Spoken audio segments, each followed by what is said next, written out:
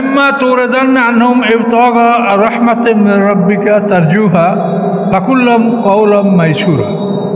এখানে দরিদ্র মুসলমানদের সম্পর্কে আল্লাহ তাআলা বলছেন যে আপনি যদি এই দরিদ্র মুসলমানদেরকে ত্যাগ করতে চান, তাদের থেকে মুখ ফিরাতে চান, যে আল্লাহর রহমত যেটা আপনি আশা করছেন সেই রহমত অন্বেষণ করার জন্য আপনি যদি এই দরিদ্র মুসলমানদের থেকে মুখ ফিরাতে চান, তাদের থেকে বিদায় নিতে চান, তো ফাকুল্লাম কওলাম মাইসুরা, তাদেরকে আপনি নম্র ভাষার মাধ্যমে সেটা বলবেন যে আমার এখন এই জরুরি কাজ আছে, এই জন্য আমাকে যেতে হয়। কাজেই কোনো মানুষকে আপনি অবহেলা করবেন না, অবজ্ঞা করবেন না, কোন মানুষ যেন কষ্ট না পায়, কোনো দরিদ্র মানুষ সে যেন আপনার কাছ থেকে অবহেলিত না হয়। এই যে আব্দুল্লাহ ইবনে উম্মে মাকতুম সম্বন্ধে আবাসা ওয়া তাওয়াল্লা কোরআনের সূরা নাযিল হয়েছিল, আল্লাহ রসুল তার ব্যাপারে একটু ত্রুটি করছিলেন সেবা, এই জন্য এটা ওইখানে দেখবেন এটা বিরাট ঘটনা আছে। কাজ এখানে আল্লাহ এই কথাই বললেন যে আপনি যদি তাদের থেকে মুখ ফিরাতে চান আপনার নিজস্ব কাজে বা আল্লাহর রহমত অনুসন্ধানের জন্য, আপনি তাদের সাথে নরম কথা, ভালো আচরণের মাধ্যমে তাদের থেকে আপনি বিদায় নেবেন। ওয়ালা তাজাল ইয়াদাকা মাগলুলাতান ইলা উনুকা, রাখবেন না আপনার হাত দুটি গলার কাছে আবদ্ধ। ওয়ালা তাবসুতা কুল্লাল বাসত, এবং ছড়িয়ে দিবেন না সম্পূর্ণ। আপনার হাত দুটি গলার কাছে আবদ্ধ রাখবেন না মানে কি, আপনি কৃপণতা যেন না করেন। হাত গলার কাছে আটকে রাখা মানে কৃপণতা। আপনি আপনার হাত দুটো গলার কাছে আটকে রাখবেন না এবং সেগুলোকে সম্পূর্ণ বিস্তার করে দেবেন না। উভয় অবস্থায় ফাতাকুদা মালুম মাহাসুরা, উভয় অবস্থায় আপনি নিন্দিত এবং অচল অবস্থার সম্মুখীন হবেন। এখানে ছোট্ট শানে নজির আছে, সেটা হলো এই, একটা মহিলা তার ছেলেকে বলে যে তুমি আল্লাহ রসুলের কাছে যাও, আমাকে একটা জামা দিতে বলো। তো ছেলেটা এসে আল্লাহ রসুলের কাছে বলে যে ইয়া রাসূলুল্লাহ, আমার মা আপনার কাছে একটা জামা চেয়েছে। তো আল্লাহ রসুল বলেন যে এখন আমার কাছে এরকম উদ্বৃত্ত পোশাক নাই, আমি এখন দিতে পারছি না, তোমরা মাকে বলো যে এটা হলে তখন দিবে। তো মহিলা আবার পাঠিয়ে দিয়েছে। তো আবার আল্লাহ রসুল তাকে বুঝাই বললেন যে তুমি তোর মাকে বলো যে আল্লাহ রসুলের কাছে এরকম উদ্বৃত্ত পোশাক নাই, পরে দিবে। গেল ছেলেটা। তৃতীয়বার আবার ওই ছেলে এসে বলে যে আমার মা বলছে যে আপনার গায়ে যে জামাটা ওইটা দেন। তখন আল্লাহ রসুল গায়ের জামাটা খুলে দিয়ে দিল ছেলেটার কাছে মায়ের জন্য। কিন্তু দিয়ে দেওয়ার পরে এখন আল্লাহ রসুল যে মসজিদে যাবেন জামা পরে, এই জামাই তার নাই। এখন সাহাবীরা জামাতে নামাজ পড়ার জন্য মসজিদে ঢুকছে, কিন্তু আল্লাহ রসুল বের হচ্ছেন না রুম থেকে। কী ব্যাপার? আল্লাহ রসুলের জামা নাই।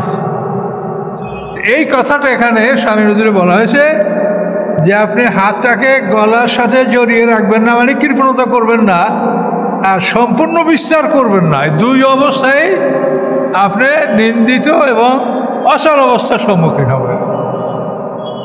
এটা যেন না করা হয়। আমাদের ক্ষেত্রেও এটা প্রযোজ্য, যেন এভাবে আমরা কিছু না করি।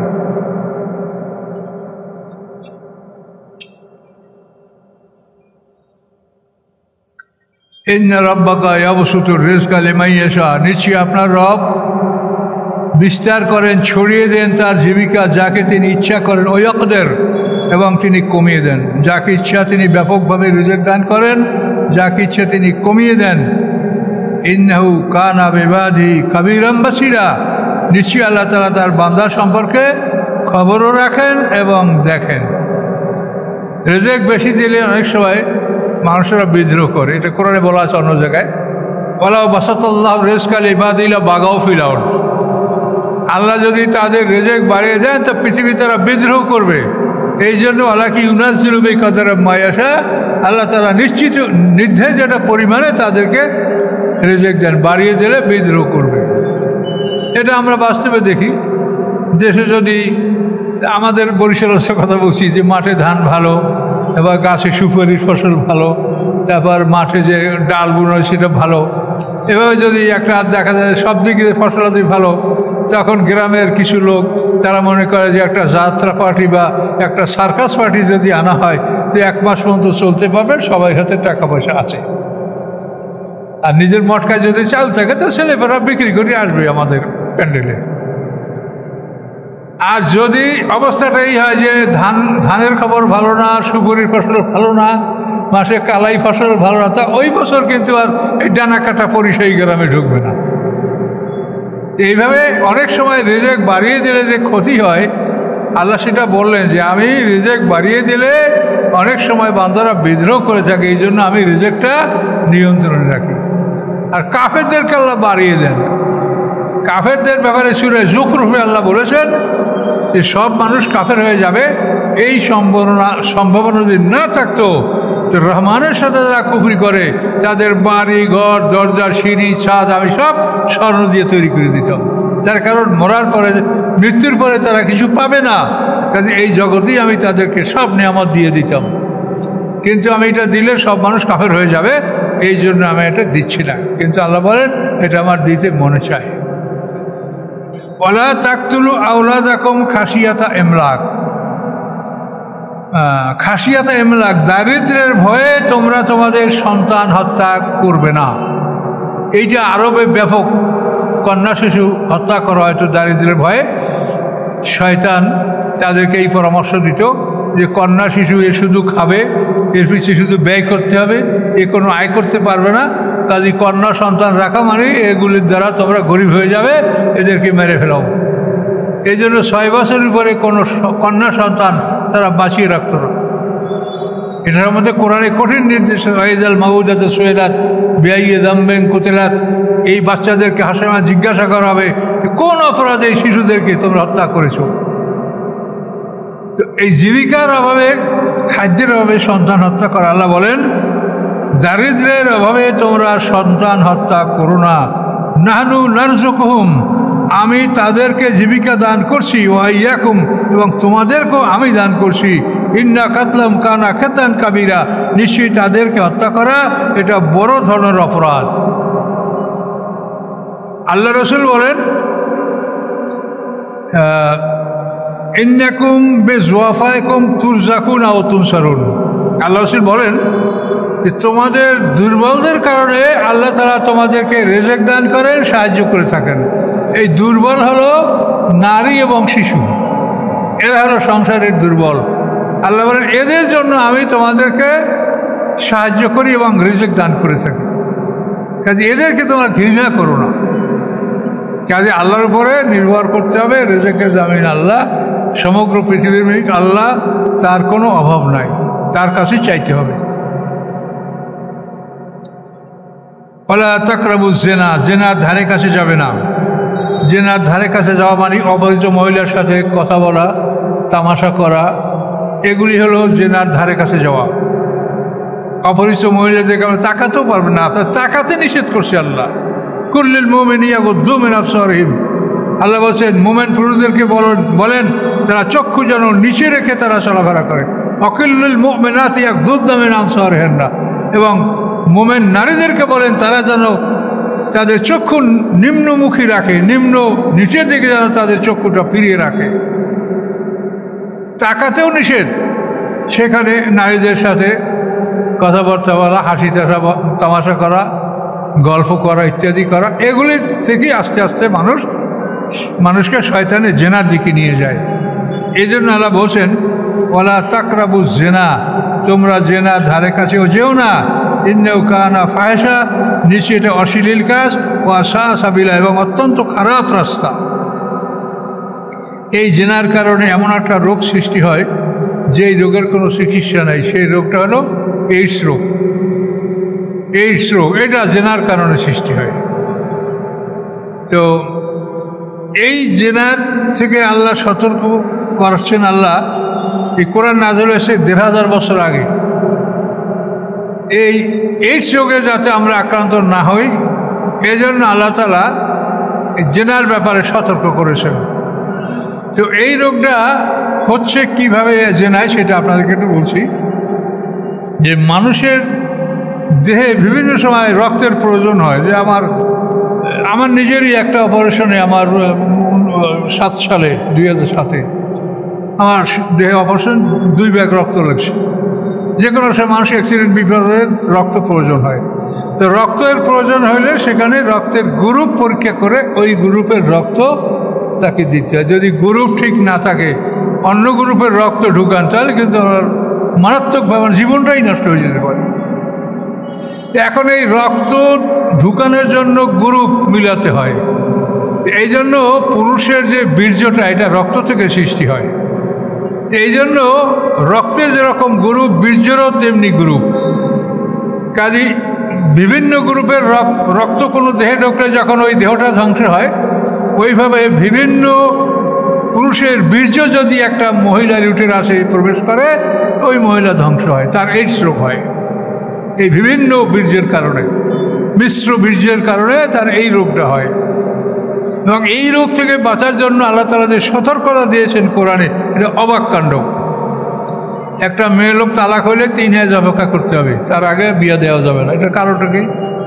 কারণ হলো তালাক হয়ে গেছে ঠিক, কিন্তু সে যে একটা পুরুষের সাথে তার বিবাহ বন্ধন ছিল, এই জন্য ওই পুরুষের বীর্যের অ্যাকশন তার রেহেমে আছে।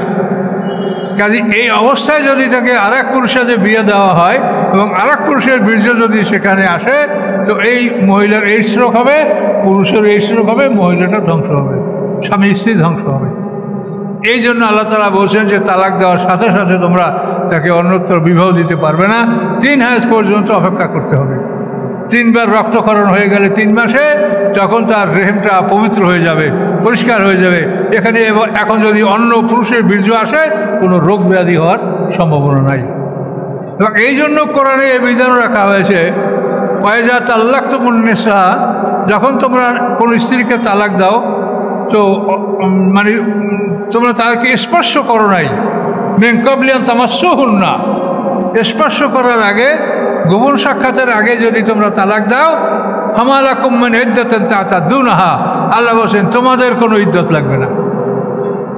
তাহলে মেলামেশা ছাড়া স্ত্রী তালাক দিলে মোটেও ইদ্যত লাগবে না, আপনি 1 ঘন্টার মধ্যে বিয়ে দেন। আর যেখানে মেলামেশা হয়েছে সেখানে 3 হাজ অপেক্ষা করে বিবাহ বন্ধনে আবদ্ধ হতে আল্লাহ বলেছেন। তা দেখেন কত যুক্তিসঙ্গত, কত বিজ্ঞানসম্মত আল্লাহর কোরআনের আইন কানুনগুলো আপনারা দেখেন। তো এই জন্য আল্লাহ বলেছেন যে তোমরা জেনার ধারে কাছে যেও না, এটা অশ্লীল কাজ, অত্যন্ত খারাপ পথ। ওয়ালা তাকতুলুন নাফসাল্লাতী হাররামাল্লাহ, এমন মানুষকে হত্যা করো না যাকে হত্যা করা হারাম, নিষেধ। ইল্লা বিল হক, যা অধিকার ব্যতীত, হত্যা করার অধিকার। সে যদি কাউকে হত্যা করে থাকে, সেজন্য তুমি হত্যা করতে পারবে। সে যদি মোরতাদ হয়ে যায়, তার ইসলামী কাজীর আদেশে তাকে হত্যা করতে পারবে। এই হক মানে অধিকার, হত্যার অধিকার ছাড়া কোনো মানুষকে হত্যা তুমি করো না। অমান কোতালা মাজলুমান, আর যে অত্যাচারিত হয়ে নিহত হবে, ফাঁকা জাল নালে অলিয়ে সুলতানান, অবশ্যই তার অভিভাবকদেরকে আমি ক্ষমতা দান করেছি। হ্যাঁ, ফালা ইউসেফেল কাতল, কতলের জন্য বাড়াবাড়ি না করা হয়।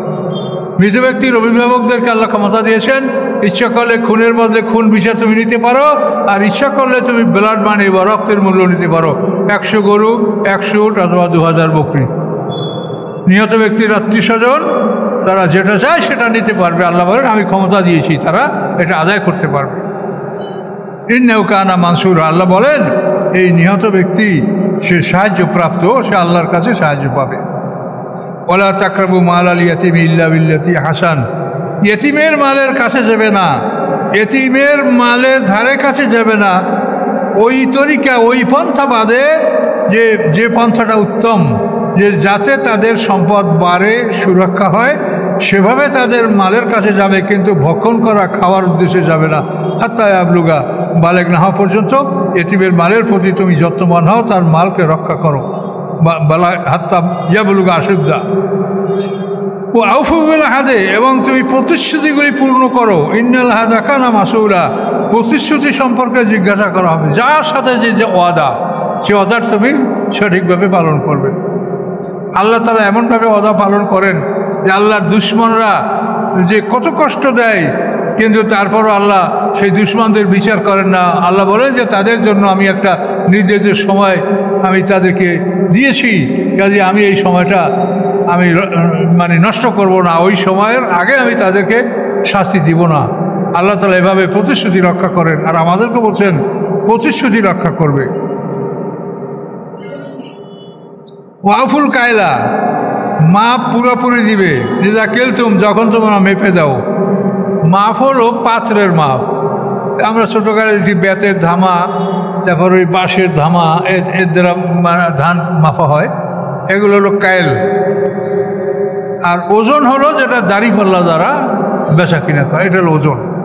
তো আল্লাহ বলছেন কায়েল যদি মেপে দাও পাত্র দ্বারা, তাও পুরোপুরি দিবে। আর জিনুবেল কেস্তাসেল মুস্তাকিম, এবং সোজা দাড়িপাল্লা দ্বারা তোমরা মাপ প্রতিষ্ঠা করবে। জালিকা খায়ের, এটা উত্তম। আহসানু তাবিলা, এবং পরিণামের দিক থেকেও অতি উত্তম। ওয়ালা তাকফু মা লাইসা লাকা বিইলম, এবং যে ব্যাপারে তোমার জ্ঞান নাই সে ব্যাপারে তুমি অনুকরণ করবে না। না জেনে শুনে কোনো বিষয়ের অনুকরণ তুমি করবে না। তার কারণ ইন্নাস সামা ওয়াল বাসার আল ফুয়াদা, নিশ্চয়ই তোমার শ্রবণ শক্তি, তোমার দৃষ্টিশক্তি, তোমার অন্তর, কুল্লুন উলাইকা কানা আনহু মাসউলা, এই সব কিছুকেই জিজ্ঞাসা করা হবে। কাজে না জেনে শুনে তুমি কোনো কিছুর উপরে আমল করতে যাবে না। মুফতি ফতুয়া দিছে, তারপরও তুমি নিজের কাছে ফতুয়া চাও। আল্লাহ রসুল বলেন ইস্তাফতে কালবাকা ওয়ান আফতা কাল মুফতুন, মুফতিরা ফতুয়া দেওয়ার পরেও তুমি তোমার নিজের দিলের কাছে ফতুয়া চাও যে এটা ঠিক কিনা। মুফতির কথাই সমাপ্ত নয়, তোমার বিচার হবে তোমার আকলের মাধ্যমে, মুফতির আকল দ্বারা না। কাজে আল্লাহ সেটা বলেছেন যে মুফতির ফতুয়ার পরেও তুমি নিজের কাছে ফতুয়া চাও যেটা ঠিক কিনা। না জেনে শুনে কোনো আমল করবে না। কোরআনে যত আদেশ সবই তো আল্লাহ লিখিতভাবে আদেশ দিয়েছেন যে আমরা কি কি করব, কি কি করব না। ওলা তামসিফিল আরদে মারহা, অহংকার করা অবস্থায় পৃথিবীতে চলাফেরা করবে না। অহংকারী হয়ে পৃথিবীতে চলাফেরা করবে না। তার কারণ ইন্নাকা লান তাখরিকাল আরদা, নিশ্চয়ই তুমি পৃথিবীকে ফাটাতে পারবে না। ওলান তাবলুগা জেবালা তুলা, তুমি পাহাড় সম লম্বাও হতে পারবে না। কাজে তুমি অহংকার করো না, ঝম্প দিয়ে চলো না, গৌরব করে চলো না। কুল্লু যালিকা কানা সাইয়্যিদা রাব্বিকা মাকরুহা, এই সব কিছুর খারাপ দিকগুলি আল্লাহর কাছে অপছন্দনীয়, এগুলি তোমরা করবে না। বিনয়ী হয়ে নম্র হয়ে চলাফেরা করবে। যালিকা মিম্মা আওহা ইলাইকা রাব্বুকা, এগুলি হচ্ছে ওই কথা যে আপনার রব আপনাকে ওহির মাধ্যমে জানিয়ে দিয়েছেন। মিনাল হেকমাতে, এবং এগুলি হচ্ছে হেকমত, প্রজ্ঞা। ওয়ালা তাজআল মা আল্লাহি ইলাহান আখার, এবং আল্লাহর সাথে অন্য কোনো ইলাহ নির্বাচন করবেন না। যদি করেন ফাতুল কাফি জাহান্নাম, আপনি জাহান্নামে নিক্ষিপ্ত হবেন। মালুম মাধুরা, আপনি অভিশপ্ত এবং বিতাড়িত অবস্থায় জাহান্নামে প্রবেশ করবেন। আল্লাহর সাথে কাউকে শরীক করা হবে না। আল্লাহ বলেন আফা আসফাকুম রব্বুকুমুল বানিন, আল্লাহ কি তোমাদেরকে পুত্র সন্তান দ্বারা সম্মান করেছেন? অর্থাৎ আমার মালাইকাতে এনাসা, এবং ফেরেশতাদেরকে তিনি কন্যা সন্তান হিসেবে গ্রহণ করেছেন, যেটা আরবরা বলে ইন্নাকুম লাতাকুলুনা কাওলান আযীমা, নিশ্চয়ই তোমরা এটা বড় ধরনের একটা খারাপ কথা বলছো। পুত্র সন্তান আমাদের, কন্যা সন্তান আল্লাহর, ফেরেশতার আল্লাহর কন্যা। তো এই ধরনের কথা আরবের মুশরিকরা বলতো। তো আল্লাহ বলেন এটা বড় ধরনের অপরাধ তোমরা করেছো।